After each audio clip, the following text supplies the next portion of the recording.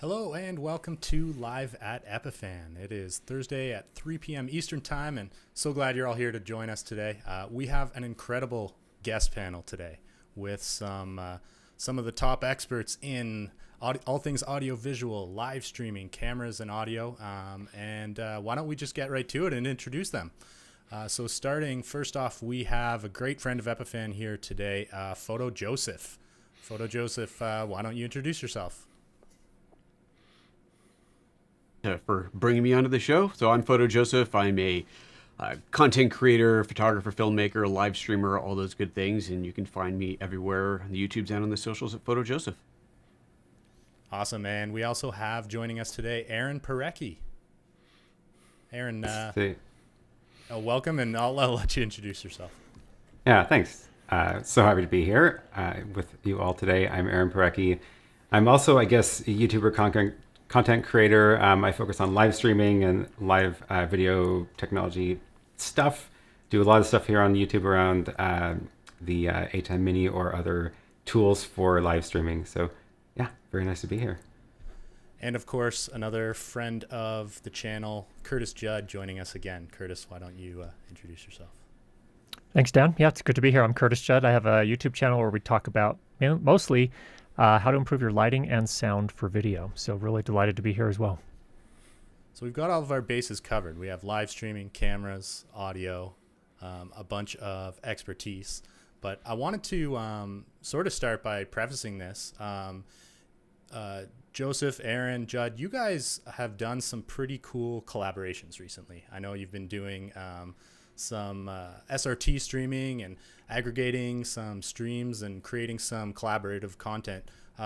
And one of the sort of recurring content formats that you have is the 4Friends stream. And we don't have John with us today, but I thought that's been pretty cool of how you've been able to merge your channels and your audience and create some really cool, cross content with one another's channel. Joseph, why don't you tell me a little bit about how that came about and how you've been making that happen? Yeah, sure. So the whole idea was that, all of us, all the channels you mentioned, we all are constantly experimenting with new streaming tech, switching tech, cameras, obviously mic, sound, lighting, everything else. And it became a way to come together and try things out in a kind of, let's call it a safe space, but it's still a public show where we're all on together trying out some new thing. And we've only done a couple shows so far, but we're playing with, of course, some of your hardware, playing with some Blackmagic hardware, and just trying out different things and seeing how it works on a collaborative sense. Because that's one of the bigger challenges, of course, in doing live streaming. It's easy enough to do it just from you, but as soon as you want to get other people involved, it's a whole other level of complexity. And so this gives us a chance to all try what we're actually talking about in a real world, real life situation. And it's been a blast to do.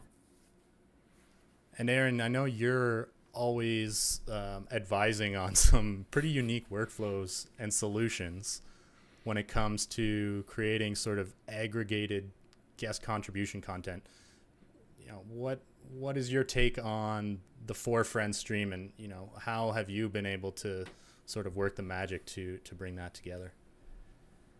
Yeah, I think Joseph said it really well. It's a good chance to be able to try out these new things and try out some of the new hardware in a production environment, but it's also like okay if I make a mistake because we learn together. And I've definitely made mistakes on my channel live, and then the question is, how do you recover from it? And then I can talk about that, and it's a lot of fun to be able to do that. We so just to sort of I think I actually forgot to introduce also, we do have another guest on the show who many of you are already familiar with, so why don't we introduce him now? We've got George Herbert here. Thanks, George, Dan. welcome to your own show. I'm sort of playing host today, but you're the regular here, so tell us about what's happening with you. What's going on? Yeah, well, I mean, it's another Thursday. It's another live show, which is great. But I'm actually just really excited to actually kind of be here in more of a guest panelist role today with these other guys who have extensive knowledge in all of these different things, as you've been hearing about. I love technology. I love streaming stuff, but also in the context of what I do day to day with Epiphan, my scope is a little more narrow sometimes. So I love watching the content that all of these guys put out because I get to learn something from them. And that's always a fantastic piece. So I'm just kind of here to fill in the gaps a little bit today, which is kind of nice. So speaking of, bringing together, a bunch of channels, the application of, guest contribution, it's something we're seeing obviously a lot more of, but it's going to continue to be, we're expecting a trend that will continue. So I'm curious, what kind of methods have you all tried to merge guests? And I don't know, maybe we start with Joseph, because I know, Joseph, you've played around with things like Blackmagic Bridge and vMix Call and a lot of different solutions to sort of bring in together a bunch of different sources from different regions. So what has been your experience in this over the last year or so? Sure. So, well, I mean, it goes back more than a year for sure of trying to bring people in.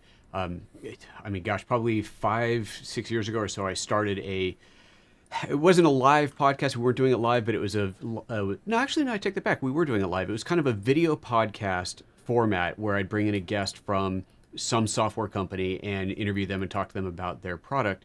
And it's funny because I remember going back to setting that up. I really wanted to do a picture-in-picture type of thing, or a split screen rather, side-by-side type of thing, and not just a picture-in-picture. And I couldn't do that with any basic level Blackmagic ATEM hardware. And I remember I bought the Blackmagic Television Studio, I think was the first one. It's like $1,000 product. And that was, forget about it, didn't do anything. Traded that in for the next level up, a $2,000 product. And that gave me picture-in-picture, but no split screen. And I finally had to go to the big ATEM 2ME, which I'm still using today for most of my my switching, to get something called SuperSource. And this was also that I could bring in another guest. And at the time, I was simply doing it by screen scraping a Skype call. So bringing in a Skype caller to another computer that was piping in, and then that gave me the ability to do a side-by-side layout. So it was a massive amount of money for this ridiculously, what should have been a simple setup. And today is, done much more easily. But that's how I started doing other callers, bringing them in by screen scraping a Skype call, because that gave us the best quality at the time, and doing a picture-in-picture layout or a side-by-side layout using the ATEM hardware. That's where it kind of started for me. Screen scraping. So, that is maybe a little less common now, but still I've seen a lot of setups recently with like 12 laptops and each one has a pinned Zoom caller. How practical is that? I don't know. Curtis, you've been joining a lot of streams lately, maybe not hosting as many yourself, but when people ask you to join their productions, what are some of the common asks from the guest standpoint, and what is that experience like as a guest joining streams? Yeah, it depends. There are software encoders that attempt to do this. There are cloud-based services as well. So, things like StreamYard, Restream.io has a similar type thing. There are apps like Ecamm Live, which allow you to bring remote guests in. And I think they each have their own kind of costs and benefits. But the thing that I found kind of the most interesting is that what I've done mostly with you guys and what we did on the Four Friends in a Pearl a couple of weeks ago was using SRT, because it's an open source protocol that allows you to send a stream, and it's very high quality, low latency. And it solves a lot of problems that I experience with some of the others as well. Now, it's not to say that there isn't a place for some of these others. Like StreamYard is very simple. It quality-wise is okay. There's a price to entry if you want to go up to a higher resolution than 720p, I think it is. So there, some costs and benefits there. But the SRT stream, what we've seen so far, certainly what I've seen and what I've experienced with Joseph and Aaron as well, and with George on the piece that we did, really solid, really, really impressive what you can accomplish with an SRT stream. Yeah, it's kind of funny you mentioned that, Curtis, because obviously, here at Epiphan, we have a slightly biased opinion, being a hardware manufacturer, that SRT streaming being part of our hardware is of a particular interest to us. So we kind of talk about it a lot, but we're also users of it, right? Like we're producing this show right now that way. And, you guys have hardware to do that, but we've had a lot of our guests join us using software solutions, but still using SRT, and it can make a big difference. But to kind of follow up on Dan's question, I'm kind of curious, because I read a lot of things on, video engineering subreddits and stuff like that, where people have said that Solutions like vMix Call either have bad latency latency, which is kind of hard to believe. I would think it should be no different than video conferencing, or bad quality in some cases. I think everyone's pretty aware of, video conferencing sometimes overcompresses or scales too much or whatever it is. For myself as a guest, I'm usually asked to join other people's webinars and content like that through Zoom or Teams or something like that. And it's not my favorite, but yeah, it's kind of an interesting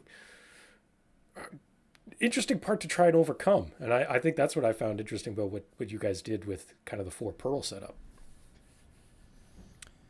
We do have some questions coming in regarding SRT. I see that Bernard is asking about using SRT to a CDN, which is that possible? I mean, Yes. We're using SRT to sort of aggregate our guest sources right now and then do some producing and mixing, and then we're sending this to YouTube via RTMP.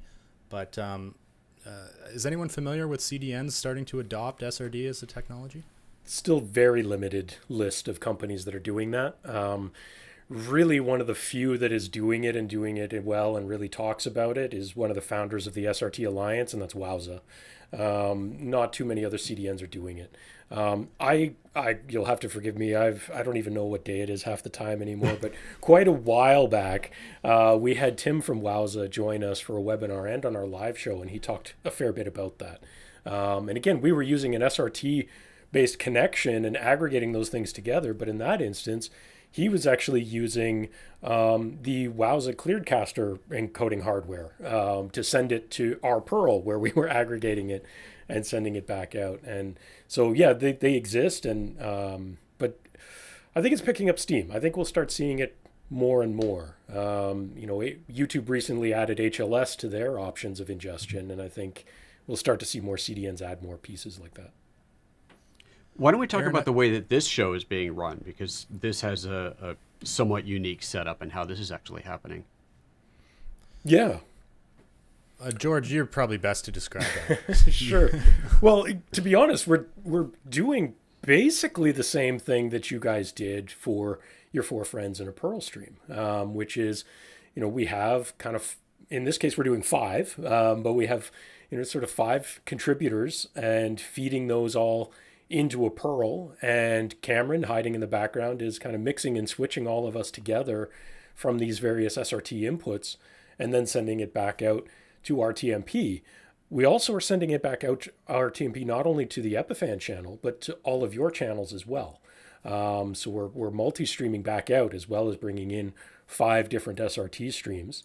But SRT, as great as it is, always still does have a little bit of latency, and we've adjusted this for the 5 of us to be in line with each other. It's about 200 milliseconds. Is Cameron showing the setup here behind the scenes? Yeah, Cameron's showing the behind-the-scenes stuff.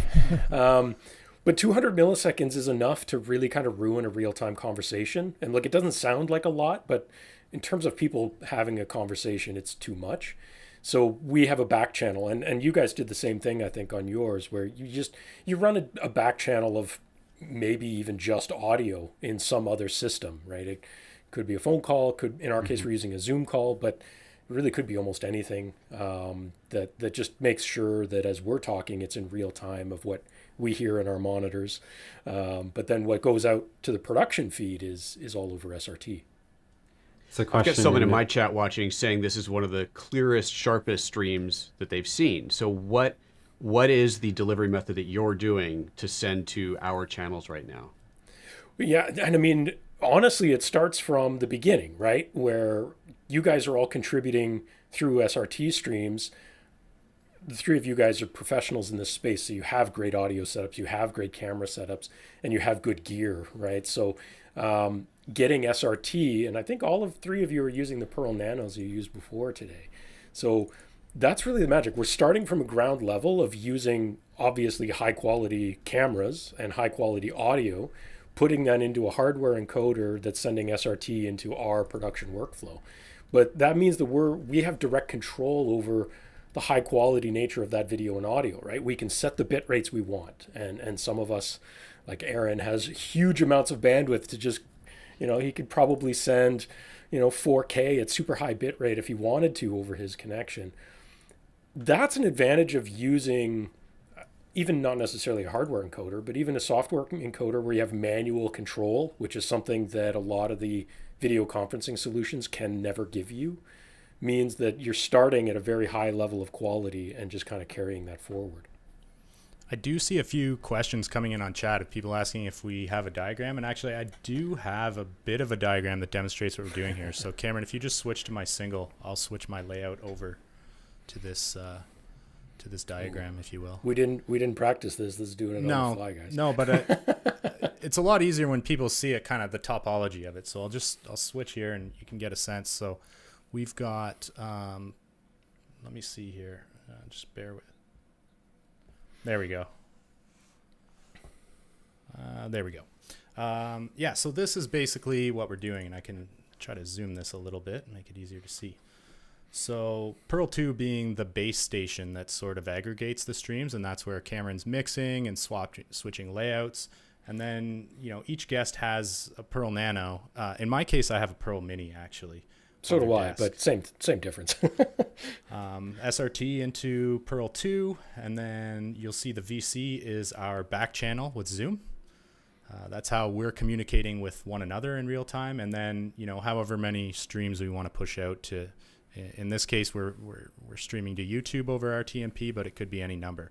The other advantage here is that you do have the capability to record ISOs of each guest on your Pearl 2 or on your central mixing production box. So if you wanted to do some post-production or create some editing, some recordings, possible to do that as well.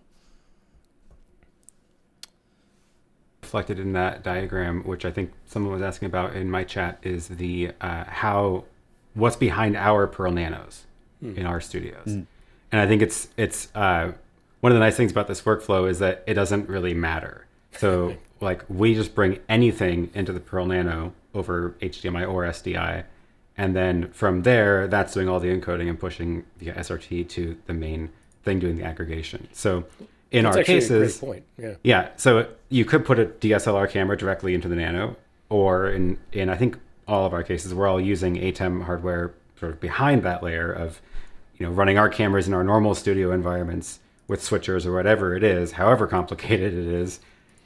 We just need to produce some video feed that gets into that device over HDMI or SDI for it to get pulled into the mix. Well, to not go too far into the weeds, because I know this comes up in our videos all the time, because, Joseph, the question was, this is super clear. Whenever we do webinars, I get that question every single webinar I do. People go, this is incredible. I can't believe the quality of the visuals in this webinar. How are you doing it? So maybe let's just go around, and I'll start, but let's just go around and give like a super high level overview of what you're using. So for me, I might actually have the most basic setup of everyone here to some degree. I use a Sony A5100, very inexpensive, low level, but also you can get a lot out of it if you want to, mirrorless camera. Canon M200 be a great equivalent. That I just have HDMI into my Pearl, and then I use a Blue Yeti Nano over USB into my Pearl, and that's it.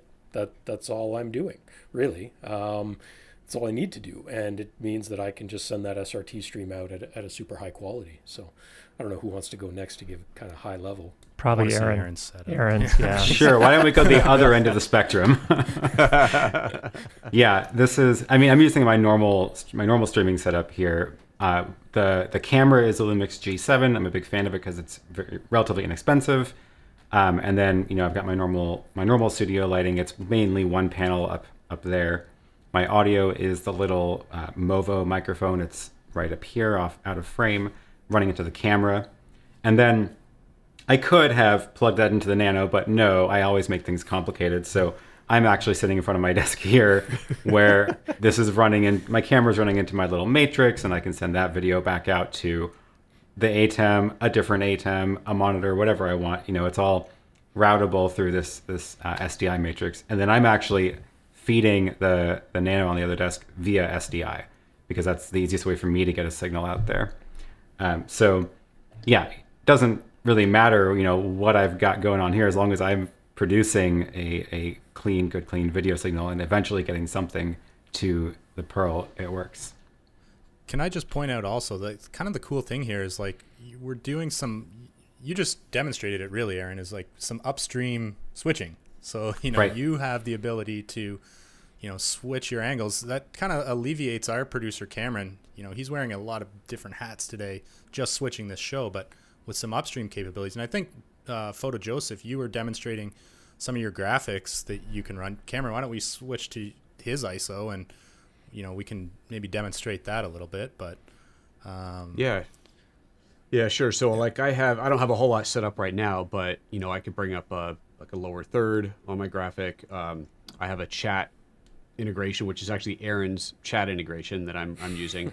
But this is all coming through a software service called Mimo Live that's running on one of my systems, it's then going out as a video plus alpha over dual SDI over a Blackmagic output box that then gets fed into the big ATEM where it all comes together. And I don't even have the other cameras turned on right now, so I can't switch away from this camera angle, but normally there could be up to, 7 or 8 different cameras activated at any one time that I can switch through.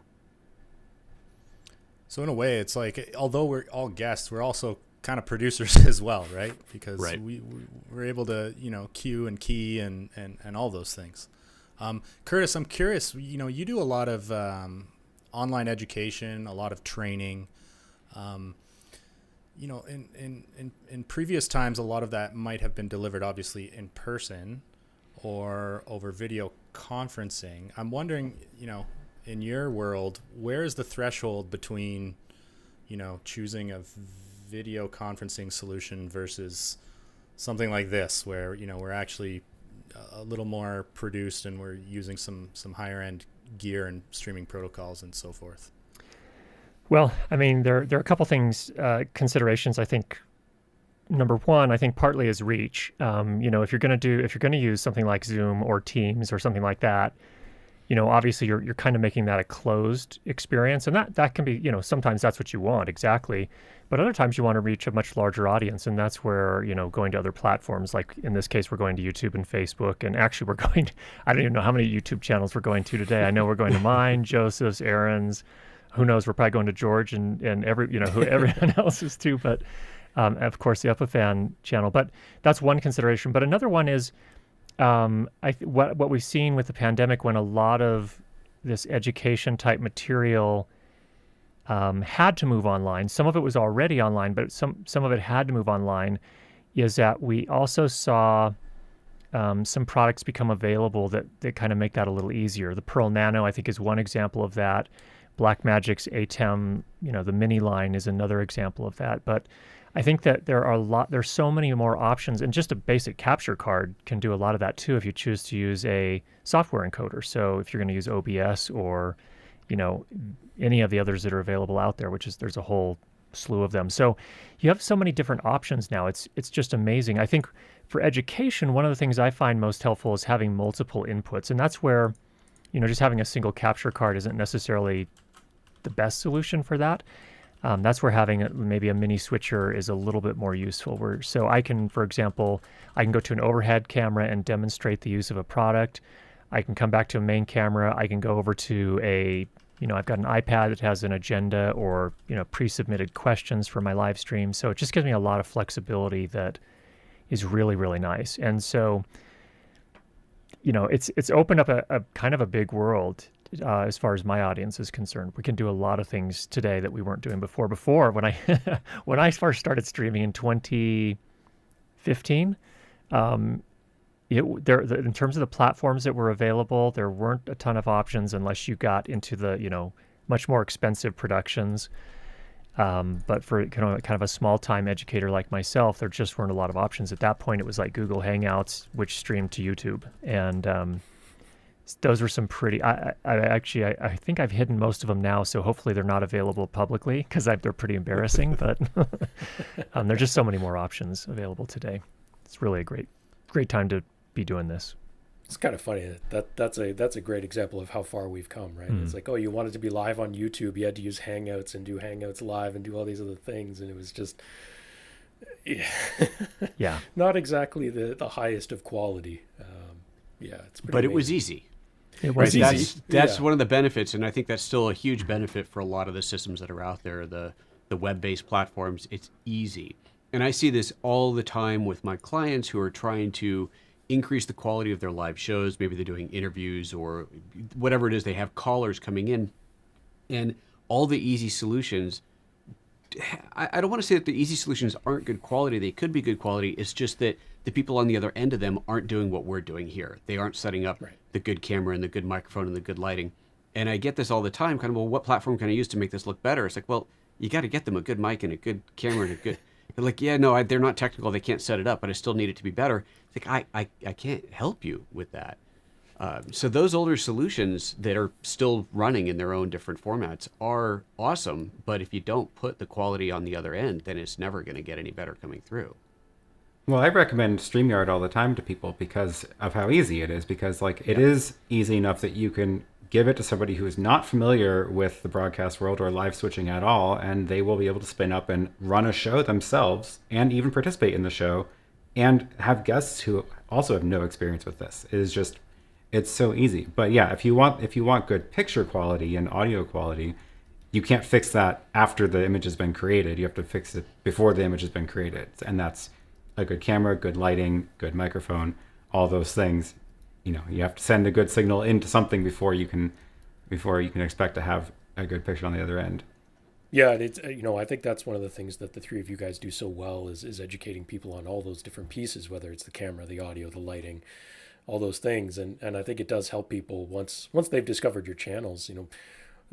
2 weeks ago, I guess our guest was a friend of mine, John Hastings, who's a stand-up comedian, and he had to pivot to online, and he's a perfect example of all the things we just talked about. He doesn't have the technical know-how to suddenly pivot to this online workflow of what capture cards are and what a decent camera is, or even a decent computer to do it software-wise. And he currently streams every day on Twitch, and he uses StreamYard to do it because it was easy for him to run with guests and other content. So it's interesting. It's interesting to see how people have tried to overcome some of these barriers.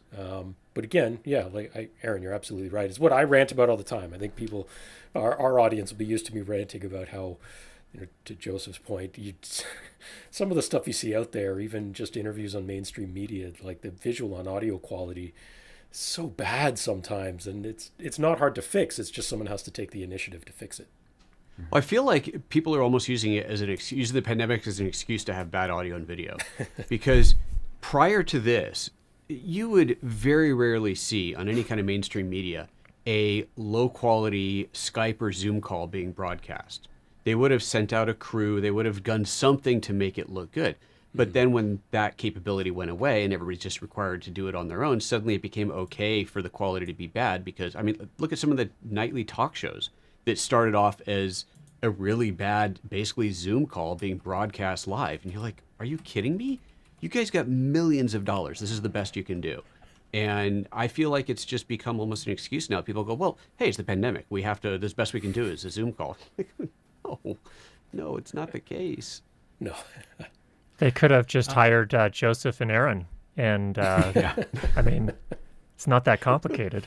Still would have cost less than a satellite truck. Yeah, exactly. Actually, Aaron, it's interesting you mentioned that, because I was checking out one of your videos recently, and you were helping a friend to set up a charity poker stream, which introduced all kinds of interesting considerations about like stream delay and the show cards. And I think you had it set up where you could see the cards of each player. Maybe you could tell us a bit about how you consulted someone in this case to create that kind of a setup. Yeah, that was a blast. So that one was actually I was doing the behind the scenes tech for it, but I was not on the stream at all, and I wasn't the host of the event. And that was I think that was actually just last week. I did a live stream about like the super in depth. So definitely take a look at that video if you want like the step by step of the entire workflow. But it was we used StreamYard for the hosts because they were able to then just talk to each other, join from a browser, super easy, and then screen shared the gameplay into it basically.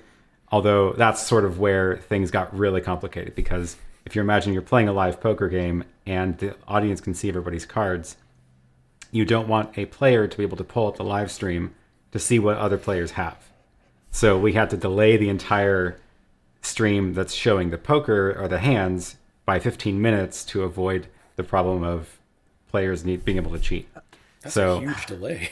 It's a huge delay, and the real challenge was that it's too long to just use like the sort of natural delay that occurs in these kinds of systems. Like, we can tweak the delay of this. I don't know how high, but we're at 250 milliseconds right now. We could probably go a second or two, I'm guessing. Yeah. But beyond that, it's like you can't really do that in just these built-in tools. And at the same time, the other way that you can typically delay stuff is full on start and stop recording and then play back the recording. And I've done that too, where it's like, we want to delay a broadcast by 5 hours. And that's very easy because you can put a recording on an SD card, pop it in a player, and roll it later. But this was a 3-hour event that had to be delayed 15 minutes, so you needed to be just slightly shifted back continuously. And that's where the real challenge sort of came up, which was, it was fun. It was fun to be able to do all that in a relatively short amount of time, and also we had to change up some of our workflow at the last second. So yeah, if you want the details on that, go check out my live stream where I really dove into the technical bits.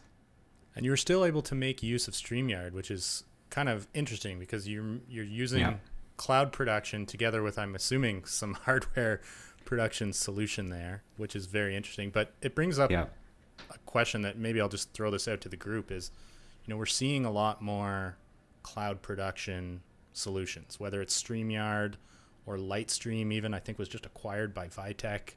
ShowFlow is another one that has sort of made its way onto the radar recently. So I'm just curious, like, what are your opinions about cloud production and where it can take us, but like what its limitations might be? And I'll just open that up to whoever has an opinion there. I have some thoughts. So if you've been following my channel for a while, I'm a big fan of hardware and doing stuff in hardware and off of computers, not on computers. I don't trust computers enough to use them for doing the heavy lifting of shows. So that's why I stay away from things like OBS, even though it is very powerful and you can do a lot more stuff in it. And that's why I've got all this gear on my desk. That's why I've got, hardware switchers, hardware encoders, and things like that. But I have also then been finding a lot of uses for some software-based things as well. Although I prefer that software to be then also not on my own computers. Because again, the more stuff I'm running on my own computers, the more it's just very fragile. So I've been really interested in a lot of this cloud production stuff where I don't necessarily want an entirely cloud-based switcher like StreamYard because of the limits of that platform, even though, again, it has a lot of benefits. But I like this sort of hybrid approach of I can run all my cameras locally here, so I can do ridiculous stuff with all these different camera angles and whatever. But then maybe some of the things that I'm already adding in software myself, for example, my chat overlay is a web browser source. My the confetti that pops up in a super chat, that's actually a web page also. And things that aren't necessarily like really hardware driven in the first place, that stuff I don't mind being up in the cloud because that is a good place for it. It is already software driven, and there's a lot of advantages to moving that stuff out in the cloud as well, and you can get more redundancy built in that way too. So I'm starting I'm enjoying exploring that kind of hybrid of still hardware video feeds, but software for the stuff that software is better at of doing those kinds of overlays and graphics generation. Mm-hmm. I think you'll find that's a bias that the three of us have, Aaron and Joseph and I. We all kind of approach it that way. So, typically I'm using a hardware switcher of some sort, and then a hardware encoder to send that off to the platforms where I'm sending it. And then, just like with Aaron, same thing. If I'm going to do some sort of like a chat overlay, I use Aaron's chat overlay as well. That's running on a separate computer. So if that goes down, and that's the delicate part, that's the part that's really fragile. Potential. Switch over me real quick. Not your software. Sorry. Got a super chat. You got a super chat. So there's the confetti. Thanks, Petra. Really there's cool. the confetti. Yeah. So that's a perfect example of, so if something like that went down, Aaron's whole stream is not messed up. He can still move forward, missing a few features, and that's no big deal. But when you start, especially like if you're doing some educational stuff and you have to share an app on your screen, that gets really complicated if you're running a software encoder there, plus you've got Chrome open with the YouTube stream page, you've got your app, various apps running. It's just a lot. There's just a lot of potential failure points there, and being able to Windows move. update comes. Yeah, exactly. Yeah. Yeah. So being able to move a lot of that to hardware is all. I think it results in, at least in my experience, it results in fewer mistakes on the live streams. And we were talking about this before. There are a million potential failure points when you're doing live, and the more of those you can kind of put into a lower risk category, i.e., hardware, the better. PhotoJoseph, what's your opinion on what's coming? I mean, what's the outlook for 2021 and beyond? We're kind of witnessing in real time this shift from, maybe more on-premise to virtual to hybrids of some sort. Where are these trends taking us? Well, okay, so a couple of different questions. So we want to talk about events or the tech behind the events? Where yeah, I mean, it could be the tech behind the events, but also, how do we support events that maybe are, requiring an on-premise component together with remote guests? How will the hardware support the content in the coming year?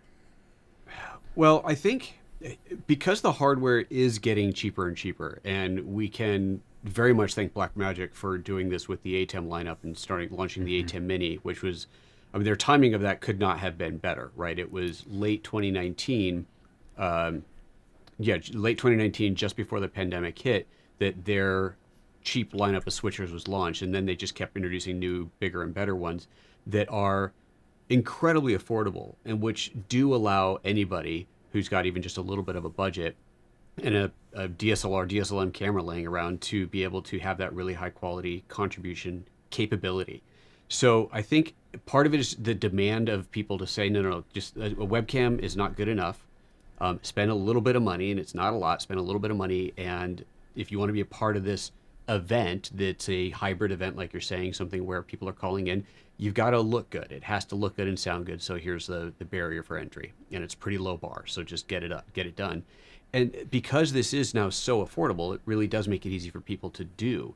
And it doesn't take that much technical knowledge to set it up and, watch a couple of YouTube videos. I'm sure there's one or two out there, and you can figure that out and get up and running.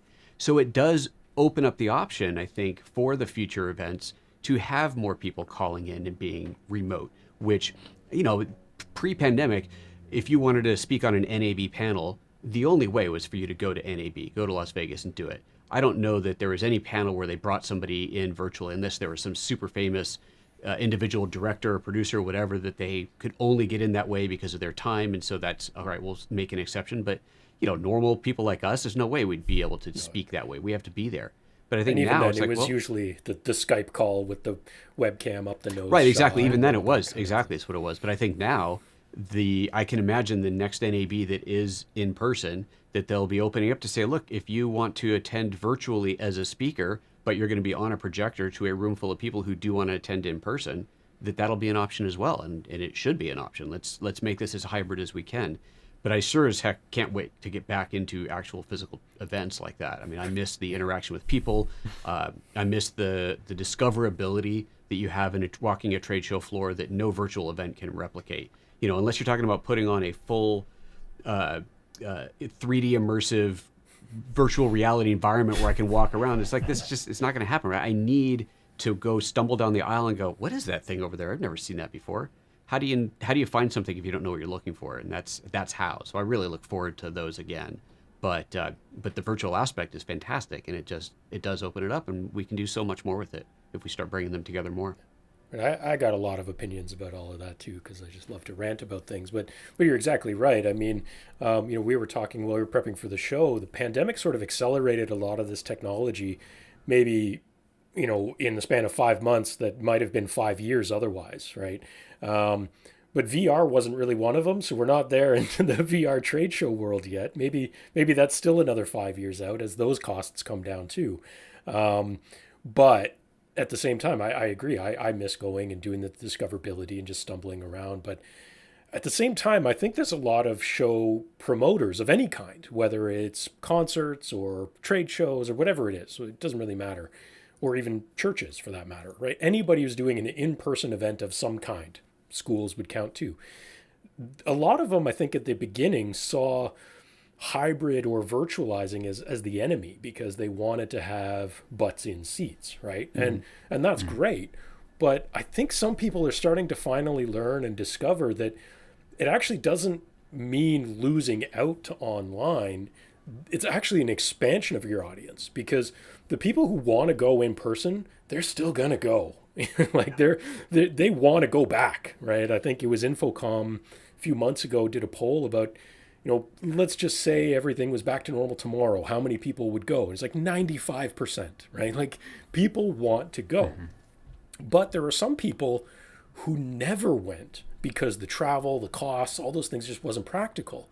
But if they can buy a lower cost ticket and attend a lot of this stuff, keynotes and whatever, the education elements of it online virtually, they will absolutely do it. And it's going to be a fraction of a plane ticket and hotel and food for a week, right? So it's only going to grow the audiences, I think, once people figure out how to do it well. But like we've been saying, nobody's going to attend or pay attention to it if the video and the audio is bad because they'll check out. They're just not interested in the low quality delivery of it.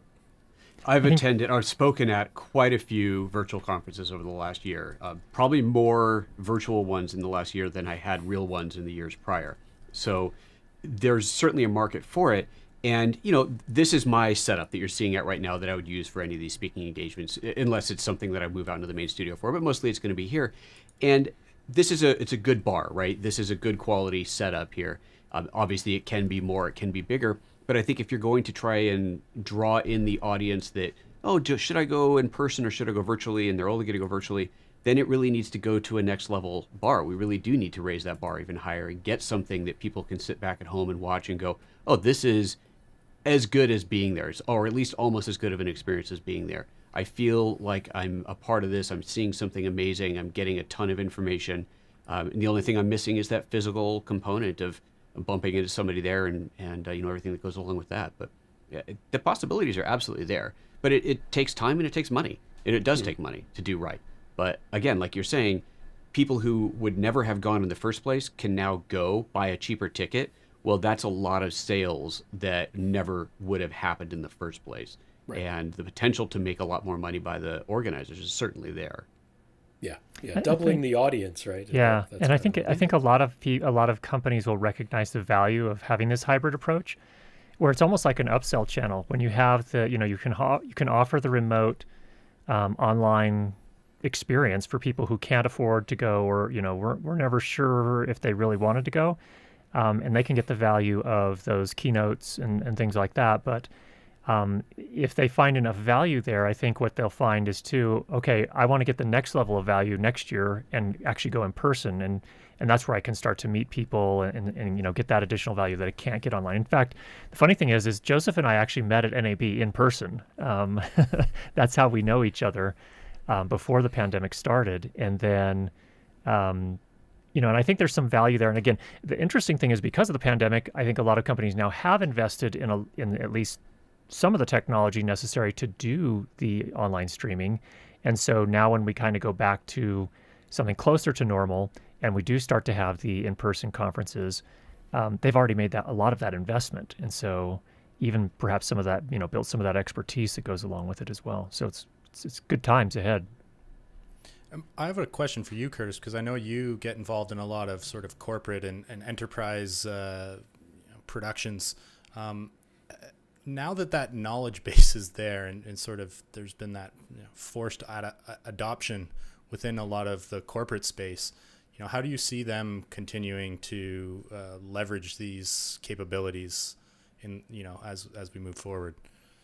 I think we're going to see a lot of, from my perspective, higher quality all hands meetings for distributed organizations. So, for example, the company with which I am employed, We have worldwide, we have 1, 2, 3, 4, 5 different offices across the globe. And so when it's time for an all hands meeting, we now have in place a lot of the things necessary to make them a lot higher quality than they were before. Before, they were basically, we'd have a bunch of people in one room and we'd have a team meetings for everyone else. And you can only imagine how that went. It wasn't the highest quality. We've all been there and done that. So I just think that you're going to see a much higher quality, a better experience overall. And what's interesting too is that I think there's a psychology between the higher quality experience as well, especially when it comes to things like sales and customer meetings and things like that. There's a kind of a natural communication of credibility when you have something that's a little bit nicer looking and nicer sounding versus just a Teams call or a Skype for Business or whatever else people are using today. So there's some value there. It's not just a nicer looking video which just warms our hearts. It's actually, there's some psychological things there too that kind of increase credibility. Absolutely. I just anecdotally on that, from speaking from Epiphan as a company standpoint, right? We've been doing that for years when it came to doing customer demos, right? They book a demo with a salesperson. That salesperson typically brings me or someone from my team, from the technical support team, into that call to actually do the product demo, right? And we make sure when we were in the office, we had a dedicated studio space to do just those demos. Now we've been doing that from home, which is a little harder, but still totally possible. And it totally changes the percentage of conversion to sale to do that, right? And it's a huge deal. We've been noticing in the past year doing the webinars that we've been doing on obviously our products, but we would sometimes attend smaller trade shows that it was hard to gauge how much value you were actually getting out of it based on the number of leads you were getting. And we found that some of those webinars we can get twice as many leads from a 1-hour webinar that we were getting from some of those smaller shows in some cases.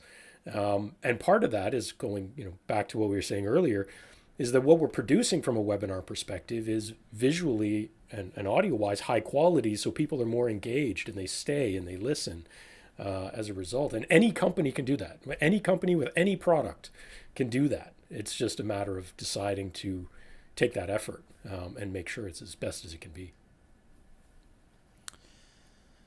Well, I think we want to probably start wrapping up. This has been a great discussion. I do want to get to a couple questions that we have coming in, and I'm sure Aaron and Joseph, you might have a couple questions that came in on your channels as well. But have a question here from Shoji Productions. Question to all. At the end of the day, what's the easiest method to have 1 to 2 guests join a live stream and get a combination of decent quality and ease of setup/use for the guests?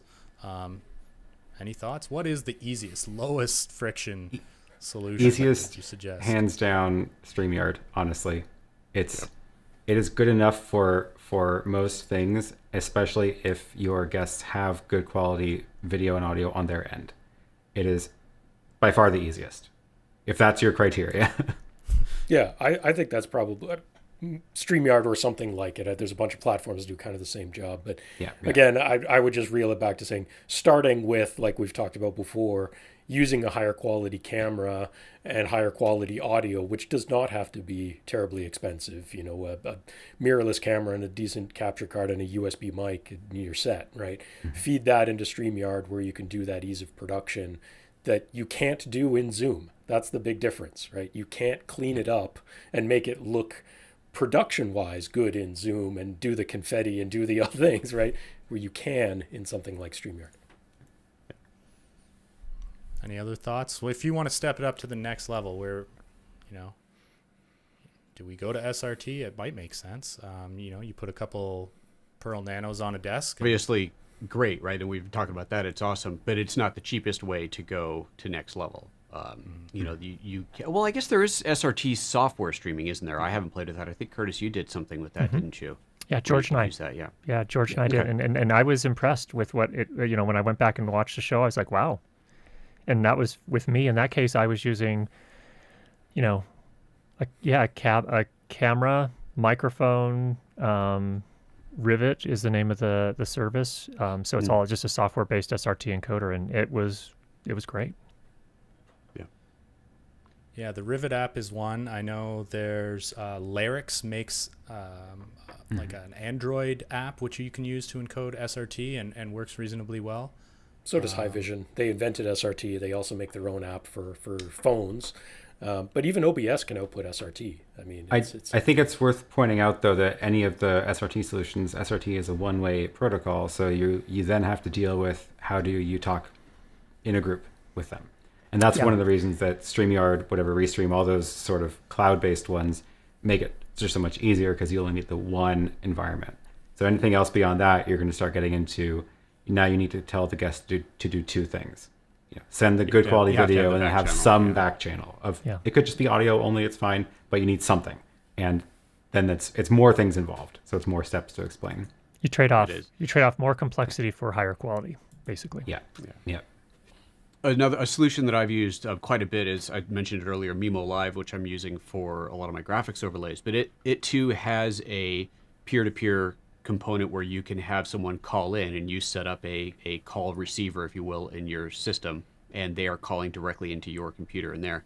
And that works relatively well. I found that it's much better if you're wired. I mean, that goes with any kind of streaming stuff. But when you go wireless with them, if you try to be Wi-Fi, that one falls apart pretty badly. But if you can insist that your callers are all on a wired connection, then that is a pretty good solution, and it gives you a lot of options, a lot of flexibility once you get their feed in, and it's all handled in one place. So you can build a very, very advanced show with that, assuming you can get a good, clean signal coming in. I would say that one's probably the sort of next step up from doing it all with the online ones, is using what was the one? Mimo, vMix has it also Ecamm. It's all, those are apps run on your own computer locally, but then they have this remote contributor web-based thing where the guest doesn't need any special software. They join through a web browser. So they make it as easy as StreamYard and Restream for the guest, but then a ton more powerful on the host side because you get all the tools that you've got available in those pieces of software. So I would say that one's probably the next step up, because it's also, you don't need to send your guests thousands of dollars of equipment to join, but you still get pretty good quality tools on the host side. I think it's a two-way communication, so you don't have to set up a back channel. It is. It is. And I think what some people miss, though, is that, they try to do that on their MacBook Air. Probably not advised. You really probably need to be A, wired, B, you need to be on a pretty powerful computer. Because that computer is going to be doing a lot of work, and you also need to have quite a bit of bandwidth as well, because you're receiving a stream from the guest, you're sending a stream back to them, plus you're streaming out to whatever platform. So you need to have a good, low latency, probably wired fiber connection, probably, or a good quality internet connection. Someone in my chat is recommending OBS Ninja as well. I guess that's. I know you guys. I haven't played with that one yet. Yeah, again, I mean, when you go into that, I know Aaron's played with it a fair bit, but I followed the project and have very briefly touched on it. But it's a cool project, right? But like all things OBS, it's an open source project. It has its potential pitfalls in that regard, and that's one of the areas when you start to deal with a company, is that you have someone to call, right? Like DIY solutions are awesome. They're very affordable. They're fun to build. But one of the downsides, of course, is who do you call? Right? You're down to calling Ghostbusters. You're not calling a company. Right? you leave comments on everybody's YouTube channels is what you do. Exactly. So, I would argue, if you are a company of a certain size, and I'm not going to create a barrier to that, but if you are a company at a professional level, it's worth paying professional money for a solution, just to make sure that it's going to work and that you have someone to call. We've already had lots of customers that are really excited about making their own kits out of Pearl Nano and a camera and a microphone that they're going to throw into a Pelican case and ship around to people pre-configured, so the person just can kind of plug it in and push start, and then they'll deal with the rest of it later. So it just kind of depends on where you are. There's never a one size fits all, obviously. Everyone's going to have their own needs, their own workflows. But I kind of wanted to propose one last thing, is like, what if, Aaron was mentioning earlier, is a big fan of hybrid solutions. Well, what if hardware encoders were easier to feed into a cloud-based solution? Because right now, things like StreamYard, you can't use hardware to feed that. You have to use your computer in a browser. So what if a Pearl Nano was feeding something virtual in the cloud that was doing that, instead of, the way we're doing it and the way you guys did it was feeding nanos into a physical Pearl 2 and sending it back out? It's like what would happen becomes an edge device, right? George. Right. Are you proposing something here that we don't know about? No. I'm just theorizing, spitballing, throwing it around. I like the idea. I'm in. Where do I sign up? Well, but a serious question is that, kind of to Dan's question, is that the kind of direction that we would go at a professional level?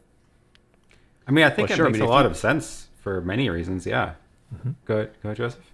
No, if you don't have to have the heavy hardware on your side, I think that's like the Pearl 2 that I was using for our call is a very expensive piece of hardware that everybody's calling into. And that's fine if you do this all the time. It makes sense for your budget. But if you're going to do these occasionally, then that's a lot of money to spend. And sure, you can rent the gear, but then you have to get the training on it and so on. But yeah, if there's a virtual system that's as easy as something like a StreamYard that everybody can call into from a variety of different hardware, they don't have to be using a Pearl to call in. They can be calling in from a Pearl or from OBS or from whatever system they have, or just from a web browser. Then that's awesome. Give the options and just aggregate all in one place in a virtual environment. That'd be cool.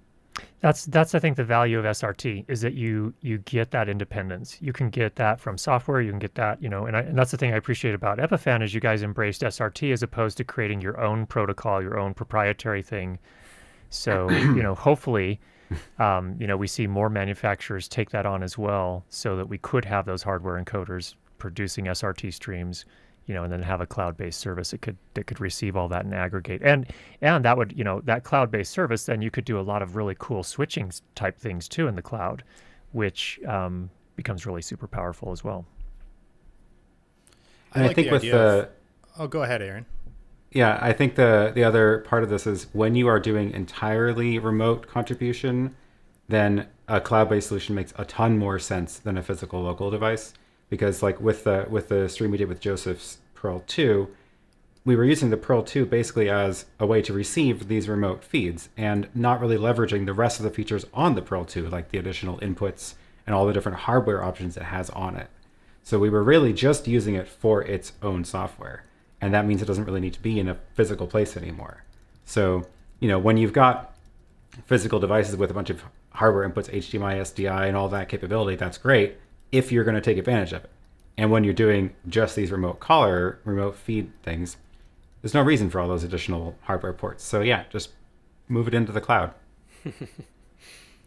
I'm also just excited about the idea of like sort of decentralizing the crew. I mean, a show like this, okay, we can produce this with, just Cameron, maybe one person. But when you start getting into more levels of complexity, keying graphics, titles, media playback, the idea of being able to have those crew roles sitting in entirely different regions, or not necessarily needing to be on premise in a physical environment, it opens up a lot of opportunities to say, hey, maybe I'm the guy who produces graphics for live streams and I send my SRT with an alpha channel and, I can queue graphics for 10 different clients without necessarily needing to always be in the room. It opens up a lot of possibilities there as well that I think could be quite exciting. Yeah. Speaking of, there was a question from my channel. People were asking about how is this show being switched and what does that look like on that end? Yeah, so I mean, our producer Cameron, who's not in the production feed, but he's in our back channel, talking in our ears occasionally. He's doing all the switching on the Pearl that's aggregating all 5 of our SRT streams together. So he's playing producer there. His home command center is not totally that different from yours, Aaron. There's a lot of screens and a lot of buttons and a lot of things going on. But the fun part about that is that of everyone in this call, and of, to be honest, just about most people I know, Cameron has some of the worst internet at home. But it doesn't stop him from doing this because he's actually producing it remotely. He's not actually funneling any of the data through his home where he is. We're sending it to a Pearl that's sitting in our office where we obviously have corporate level internet with lots of bandwidth. And he's just remotely controlling that Pearl, and he's bringing up that behind the scenes shot again. Normally, pre-pandemic, he'd be sitting at that console playing with all the buttons and the switches, right? The way we always were used to. But he can actually do it remotely. And in the case of a Pearl, he can actually do it through our system called Epiphan Cloud, which can allow you to remotely control aspects of a Pearl. Cameron's trying to bring up a screen share here, I think, to show his behind the scenes in his house. Cameron, if you switch to my ISO, I've got a photo of your setup here. Yeah, he loves to change it on the fly just to make it risky. We have we have a competition in Epiphan that's like share your home setup photos, and Cameron won for 2020. But I think he's going to have to make some upgrades because there's some other people competing. But Cameron, yeah, we should do that. I think Aaron's probably got the jump on everyone right now. But I'll just show Cameron's setup. This is his desk right now. He's got his Pearl Mini on the left that he can do some switching. I'm not sure what he's using the Nano for right now, but a couple different monitors, clock. Actually, this up here is a little app. We're talking about back channel. This is called Unity Cloud, which is like a interruptible foldback that you can create a few different channels to do some back channel communication. So that's another solution people might want to check out, is Unity Cloud. But this is what a producer's desk looks like in 2021, and it's pretty cool. Looks a little different from the CNN newsroom, that's for sure. It's not the same thing as old anymore, which is interesting. I'll just show, if you want to see a janky setup, I'll show, this is kind of funny. I saw this as well. I mean, we could show setups all day, but that's a different show, judging people's setups. Why don't I pull this up? This is, we were talking earlier about like scraping from, Skype or whatever. Here's a 12, I don't know what that is. Is that a 12 or a 9 laptop setup for some Zoom? This is pretty clunky. If we can start to push some of these sources into the cloud and do the mix there, you might not need as many laptops on your desk. Anyway, I just thought that was funny. Yeah. And that's not uncommon. So we might want to wrap up. We're reaching an hour now. It's been a really interesting conversation. I want to thank everyone for joining us. And of course, the question coming up of where can I learn more about how to create a live streaming setup, or simple setups, or more advanced setups. You've got a whole wealth of resources right here. So make sure to check out PhotoJoseph. All these guys have great YouTube channels. PhotoJoseph, Aaron Parecki, and of course Curtis Judd, and just a wealth of information on each of their channels. So we really do appreciate having all of you here today, and thanks for joining us. And we should do this again sometime. This was a lot of fun. Let's do it. Yeah, absolutely. Thanks so much. It'd be great someday to have a panel in person. One day. Yeah, we're gonna maybe we'll meet up at NAB later this year. Who knows? One day. All right, thanks, and that's it for Live at Epiphan. We'll see you again in 2 weeks on Thursday at 3 p.m. Eastern, as always. And until then, so long for now. Take care. Bye, everyone. Thanks.